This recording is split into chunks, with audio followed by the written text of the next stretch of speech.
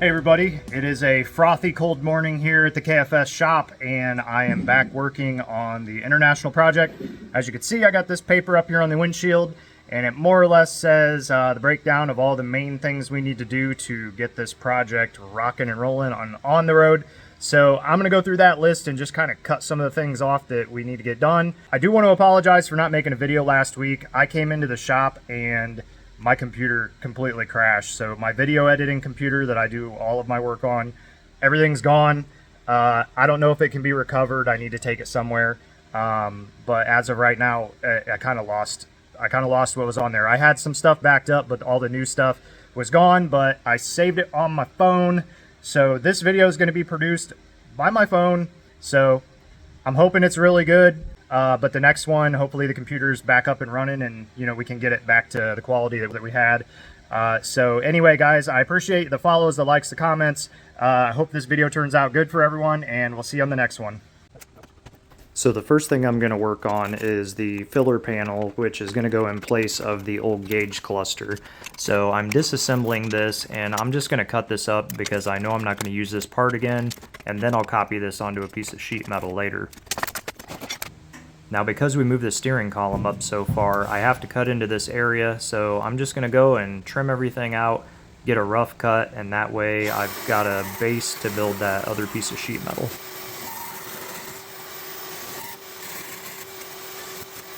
You've probably noticed from watching my videos that I have a porta bandsaw set up as my metal bandsaw. I really need to get one with a little bit deeper throat so that I can cut things like this easier. Obviously it works great for something that's small, but when you get into bigger panels it really doesn't cut that deep.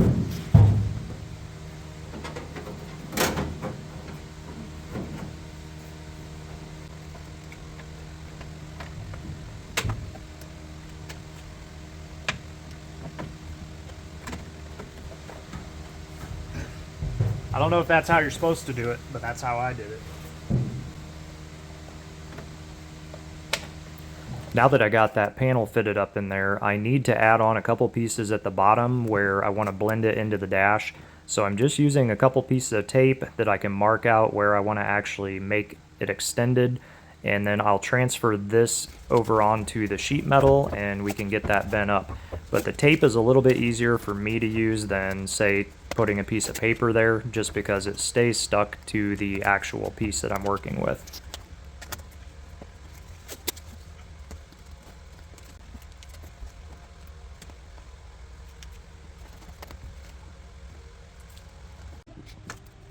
Alright, so now I've got that original piece, I've got the piece of tape, and I'm just tracing all of that out with a permanent marker onto a piece of 14 gauge sheet metal. And then I'm going to get this trimmed out on the shear and take it over to the bandsaw, cut some of it off, and then I'm going to finish it out with the die grinder so that I can get that radius in the center.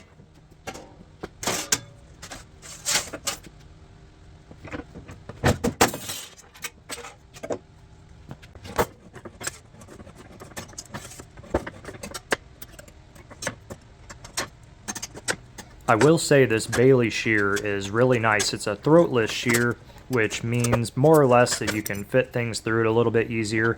The metal that you clip off tends to go underneath and doesn't bind up. I did have a straight cut shear before, but it didn't do quite as well as this throatless shear.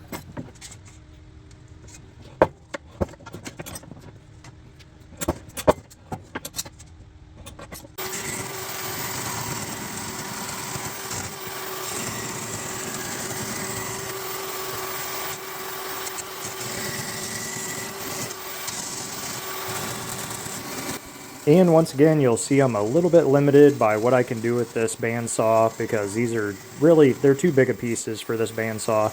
But it gets me close, and then I can come back through with the cutoff wheel, which I'm comfortable with anyway.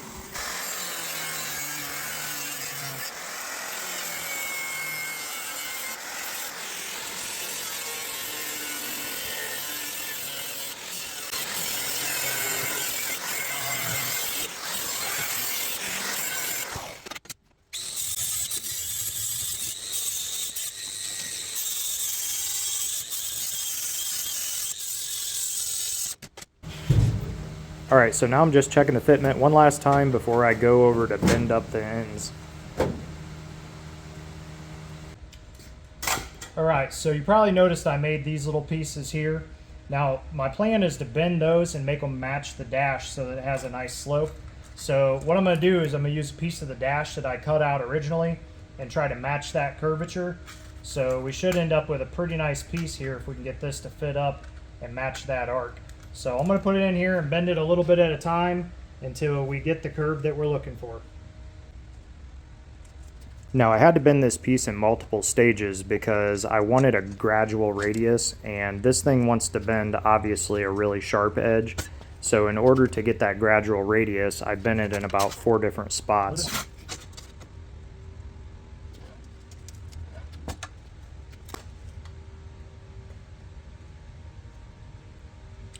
That is pretty close right there. I would say that is about as good as we're getting it. All right, so there's the new panel. Shape fits really well. So I'm gonna clean all this up and weld this in later, but you can kind of see how that's supposed to work. Now there is room, you know, if we want to put a gauge or something on either side of this, but I think we're gonna end up putting the actual gauges probably up here, just make a custom piece to mount them. But that definitely cleans up the dash, makes it look a lot better. Starting to look almost like a finished truck. Look at that. That'll be nice and clean once we body work that in and make it look nice. But like I said, if we wanted to do like maybe a gauge here and a gauge on the other side, we could do a temp gauge and voltage gauge or something like that, and then throw, you know, the speedo and the tack, maybe put those up here. So I think that'll look pretty nice. Like the shape of it, nice and blended. And we still need to make a cover for down here, but we'll get to that here later. So far though, I'm liking that. I also wanted to point out that I do have a stock pedal.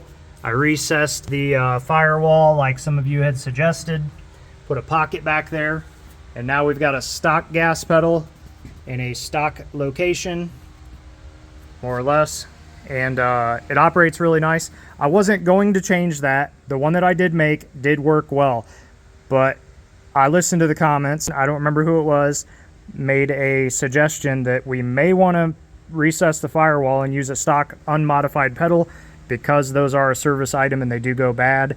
I didn't want to be caught out of town or something and have something that I couldn't replace. So I went ahead and did it the right way, recessed that firewall, got the pedal in the right spot. Everything fits nice, and now if we have a breakdown or something, I could just swap that pedal out. So I do appreciate the suggestions. So, you know, when you guys leave a comment below, I try to read all of them, and I take them into consideration, and that one was a good one. Good point. That could go bad, so we got it fixed, and we are ready to rock and roll on to the next thing. Well, because of where this was in the van and where it is now in the truck, the brake lines are kind of not in the right spot. It's kind of a jumbly mess down here, and I'll show you what I mean here in a second. But the other thing is, some of these lines are a little bit crusty, and it only appears to be right here.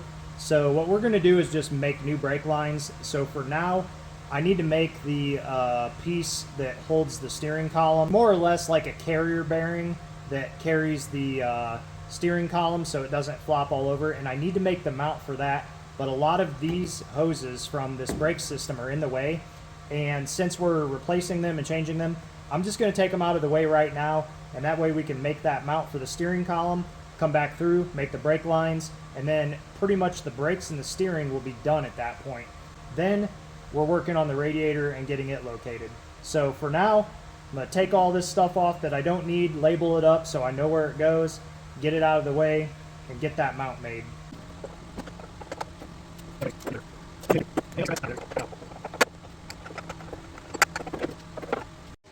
So this is what I'm talking about with all those hoses in the way. Now, we've got the steering column running up through here, and it connects right here. And all of this tubing really needs to be rerouted.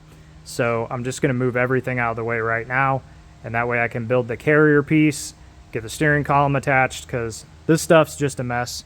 It doesn't need to be there. We're going to fix that right now. I got all the lines out of the way. It made a huge mess with the power steering fluid as it went everywhere. But what I think I'm going to do is I'm going to build a bracket that is essentially a piece of tubing that comes up here at an angle and will grab onto that bracket, and that should be pretty good to brace that up. And then when we get the new power steering pump, because this one is super crusty, I don't really trust that, especially that. I mean, anyway, couldn't see that before because that was on the bottom back behind. Normally that mounts right here. So it was way back up under here, but the point is that thing's crusty. I'm gonna get a new one, and then I'm gonna reroute the lines. Instead of coming back up here and going up, they'll just go back behind that steering column. That way they don't bind up on anything, and we got plenty of room to work. And then that should be pretty much it. Reconnect some brake lines, put some new lines in, and then that will button up this front area, and then we're ready to work on the radiator. We've got this pretty much ready to build that mount. I'm gonna wash everything down with some brake clean here real quick, because I'm gonna have to weld on the frame over here or bolt something on. I haven't decided, but either way I'm gonna get all this cleaned up so that we have a nice clean area to work in. I don't like being covered in any kind of fluids. So yeah, so I priced out a new one of those. It looks like a reman, actually is like 120 bucks. And then these lines, those are the things that suck. They're really super crusty, and they're like 45 bucks a piece. So I think this little project here is going to cost me like $300, which kind of sucks, but you know what, it'll be new and we won't have to worry about it again. So we'll just get it taken care of. So I was thinking about the wheels for this, and obviously we need to pick up some different wheels. But I had some spacers that came with my dually, and I never used them, but they came with the truck, so I kept them. But anyway, got some like 3-inch spacers. So I'm gonna throw those on the front wheels just to see where that puts the wheels, just for fun. So we're gonna check that out, see, you know, how much that moves them out, if that's enough. And that'll give us a good idea of what we need to spec for the stock wheels, because they sit in quite a ways. I would say they need to come out like 5 inches, but I'm gonna throw these little spacers on there just to see where it sits, and that'll give us a good idea of what we need to do for different wheels.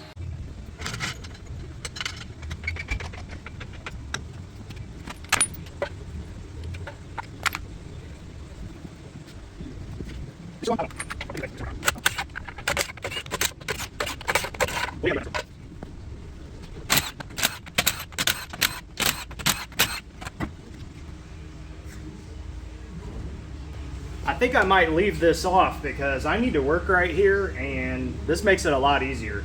I am going to test fit the spacer though first, and I'll probably put the one on the other side, but I may leave this wheel off until I'm done making that bracket. I am going to test it to see how it looks. Try one of these little thin wall sockets instead.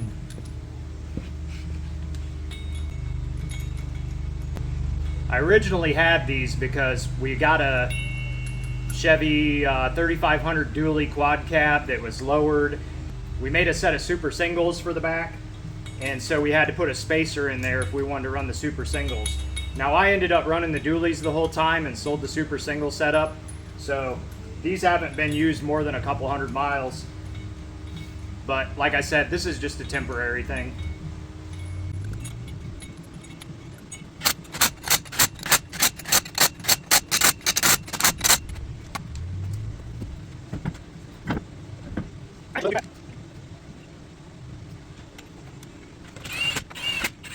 I do think that we could still come out like another at least 1.5 inches, but this gives me a really good idea of what I'm working with.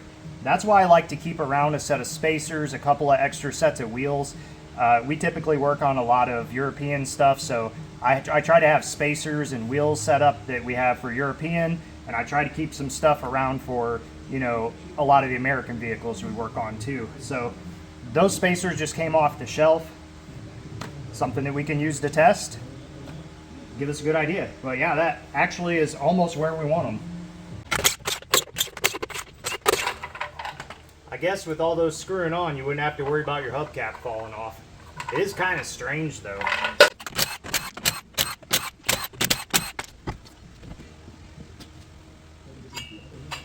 I also have set of 1/2 inch spacers. So on this side, I'm going to throw those on too, just so I can see what it looks like.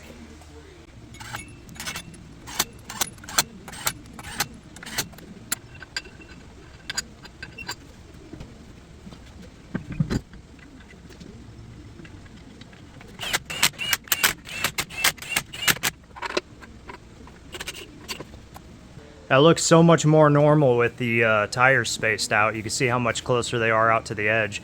So I think, you know, this is like a 9-inch wide tire. I think when we do like a 13 or a 14-inch wide tire, this is gonna look really nice.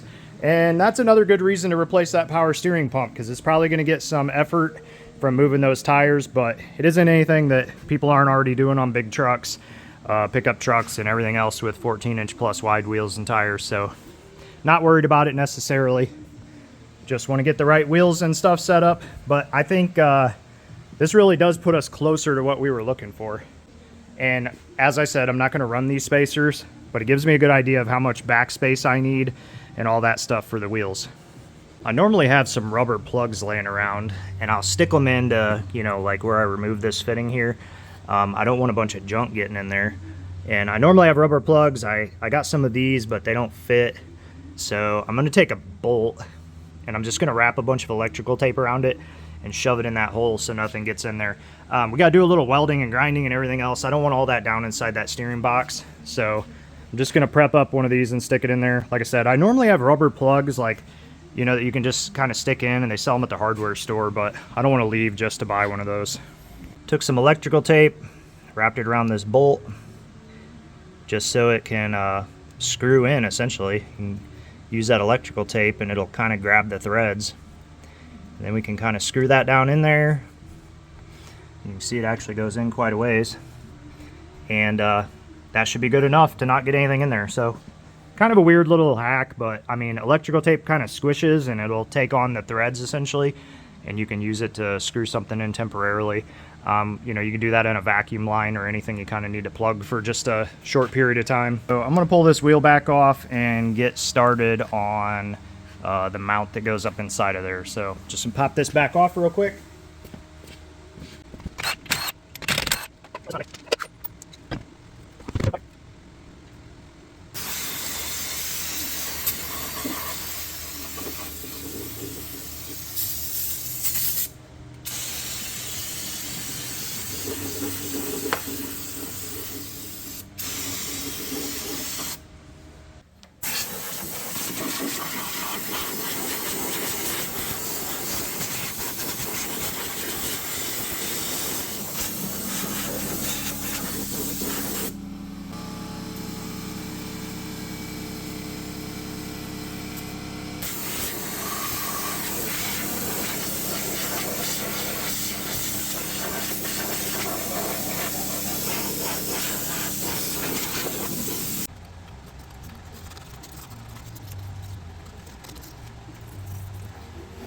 That grease is really protecting it. Kind of funny, back when I was about, I think 15 years old, I bought a 1954 GMC. And it didn't run, it didn't even have an engine in it. And that was my very first project vehicle that I bought. And my dad and I actually rode a motorcycle to see this thing. And the weather was like, I don't know, maybe 40 degrees. So we took this trip for like an hour on a motorcycle and made our way to this old farmhouse out in the country, and there it was sitting out in the field. Well, that truck had rust just about everywhere on the entire thing, except for where the engine sat. We scraped the frame off and it looked like an absolute brand new truck underneath. And I've always thought about that when I come into these vehicles and people are pressure washing all the grease and everything off of them. The grease is actually what saved a lot of those old vehicles. You know, just the fact that the engine leaked and got oil on something ended up preserving a bunch of the vehicle. So, you know, I always wonder, like in another, 50 years, the vehicles that were super, super clean that end up getting parked outside, are they rusted away? Are they gone? But I think back to that truck an awful lot. That was kind of what got me started in all of this. And I never did finish the truck. I bought it and I started working on it, and I realized that I was 15 years old and I needed like $20,000 to put this thing together, and it just wasn't going to happen. So I ended up selling that truck to somebody, and I have no idea where it went after that. But I have since built about, I don't know, 4 or 5 of the 50s GMCs and Chevys. Now these lines right here, this one is still part of the power steering brake booster situation, but these here are transmission lines, and they're not in too bad of a spot, but I do need to adjust them a little. So I just need to decide what I'm going to do with that, because I'm thinking this mount is going to come off the frame right here, shoot up this direction. We should be able to grab onto this piece right here. So that's the plan. I'm going to get all this cleaned up, and then I'll come back and we'll see what we can do to move these lines and see what we can do to make some kind of a brace here for that steering column.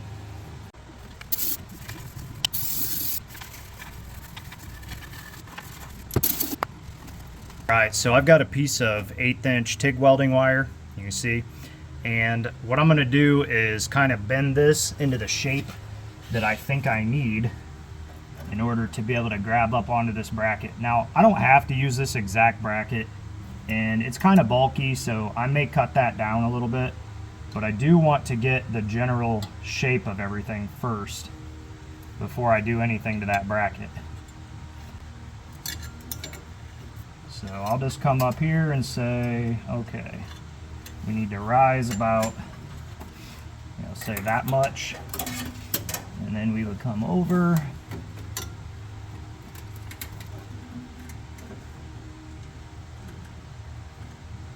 Take a little bit of this bend out. I do want this to look nice too, you know.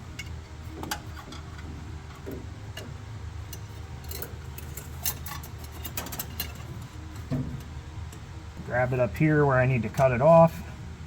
Keep that marked with my fingers. So it's time to go shopping. Got a little bit of steel over here. This is 1-inch tube.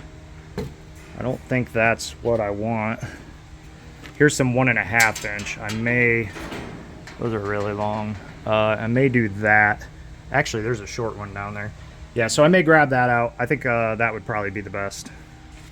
Snatch this guy out of here. And this is thick stuff, 1/8 inch wall. That should work out pretty good. Okay, so this is our piece cut down. This is the length. This is the part that stands up. This is the other piece. So what I'm going to do is transfer this onto here. So I'm going to come in at my center line, put a mark, and then I'll probably notch this tube and then just turn it over and weld it back together. So we can do a calculation to figure this up, because what we'd actually want to do is take a little from each side. But what I can do for beginners is just cut that 2 different directions. So I'm taking half of that and making it essentially the movement on either side is half of that overall.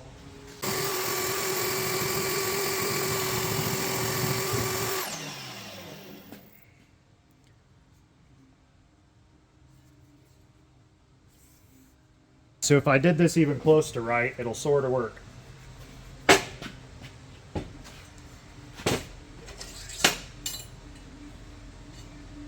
Okay, so I definitely didn't cut out enough, which is okay, because we can always cut out more. So since I know we're going to need quite a bit more, and you can see I didn't cut right on the line, and I didn't do that on purpose. It's better to cut a little, it's better for me, in my opinion, to cut twice than it is to measure it wrong. Have a big gap we'd have to weld shut. So I can say with pretty good reason that if I remove that, we should be pretty close. Okay, hopefully this is it.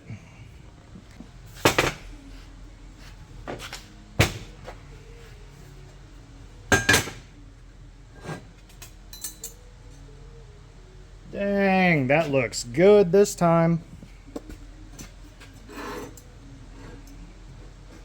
That looks real good. Okay. So now that we've got that, not going to weld it up yet because I need to do a little test fit. But the other thing I need to do is trim this down a little. I know we're going to be stopping somewhere right here, so I'm just going to get rid of that right now. Okay, so now should be about the same length, about the right shape. So now we got to go see where we need to notch everything to fit up under there. Okay. I'm just going to pretend these aren't in the way right now, these lines. Come back over here.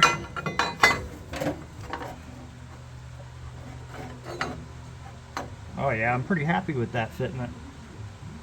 The real question is, do I want to bolt this on? Do I want to weld this on?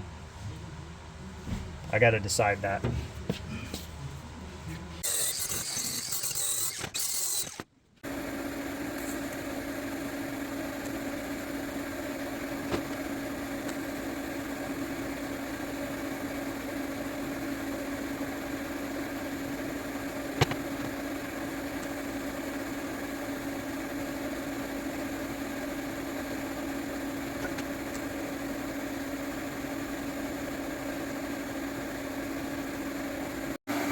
I mean, if that ain't beautiful,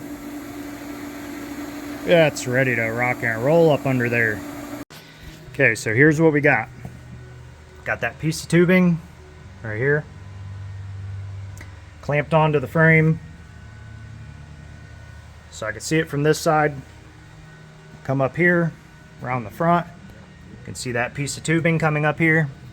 Got the lower mount right here off of that. Got the second mount up top here, 2 bolts. And then what I need to do is come in and make this look good.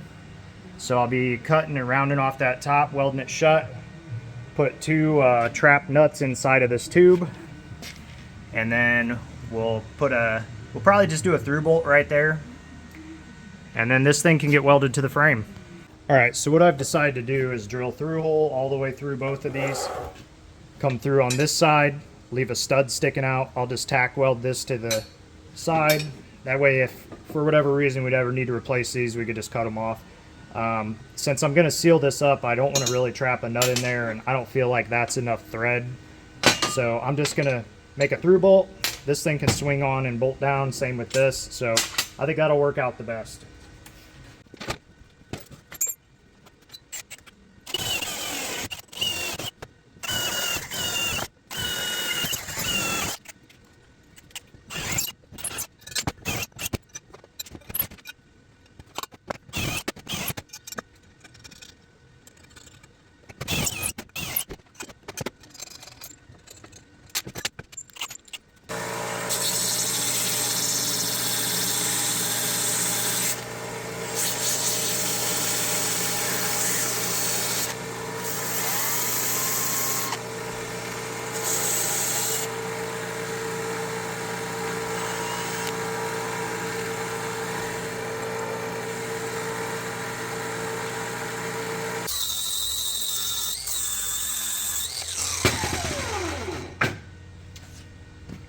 So one of the other things I'd like to do is put this radius on here, just because this will look better when it's in the truck. You know, won't have this open hole on the top. So I'm going to cut this off, and then we'll build a little piece of sheet metal, bend a piece, and weld this up.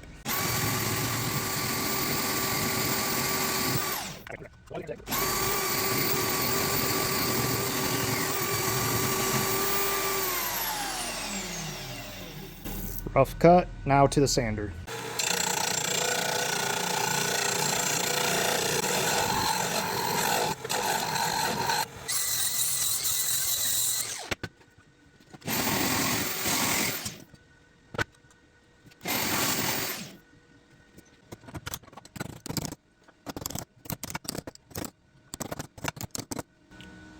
That couldn't fit better. I mean, for just hand making that in the vise, fits all right.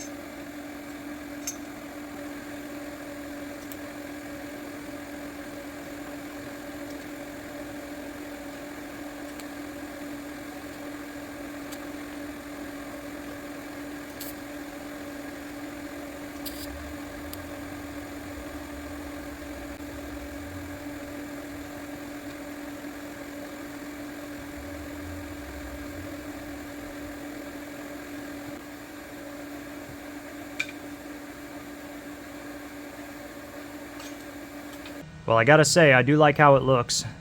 Here's the tube that we just built. Here's where that bracket is, where it's mounted. Got 2 bolts up there, this bolt down here that keeps it from twisting. I'm gonna probably weld it down here and then do a gusset off of the frame right there, just for a little extra support. But what I wanna see now is if anything moves or does anything funky when I turn the wheel. Obviously it's not welded, so there will be a little bit of flex, but I just wanna make sure nothing binds up before I weld that.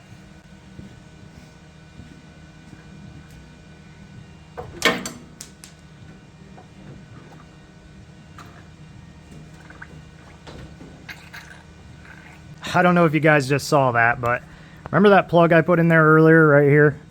Well, when I turned the steering wheel, it popped that plug out because apparently there was pressure from the power steering stuff. I didn't even think about that, but it shot out like a bullet. Now we have another puddle on the floor. Well, the good news is that is super smooth. I think it works great. So now I'm just going to get that welded on there. Maybe, like I said, I think I'm gonna build a little gusset right here. I need to pop these trans lines out of the way, but I'm gonna weld that on first and then come back through and just build a little bracketed gusset here on the one side.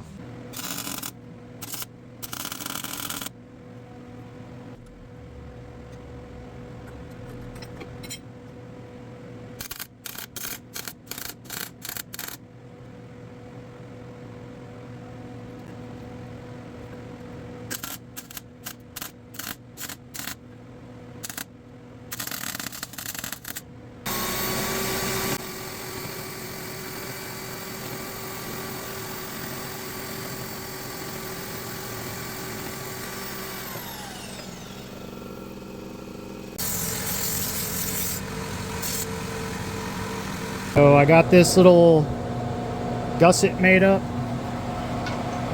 Go right there. So strengthen up that lower part there so we don't get any flex. Now I just got to get it welded in. Well, we got that gusset welded in. Everything looks really nice. I trimmed that bracket up there. Steering works really well. So we are finished with the steering. Other than getting that new power steering pump in, which I got to order one. All of that looks good, it feels good, it's strong. Doesn't flex at all, which is really nice. Steering works really easily. Nothing binds up, nothing makes any weird sounds. So I think we're good to go. Once again, thanks everybody who has followed the build and liked and commented and shared. If you guys enjoy these videos, I do have other ones on my channel, and I have an epic build coming up. It's probably going to be released at the end of February, but I will start showing a little clip here and there about what we're going to do. But you're not going to want to miss it. It's really going to be cool. And I got somebody coming in from out of town to help with that build. So hopefully you guys are going to enjoy that. But until the next time, I'll see you guys again. Thanks for watching. Thanks for subscribing. Thanks for all the likes and comments. I'll see y'all later.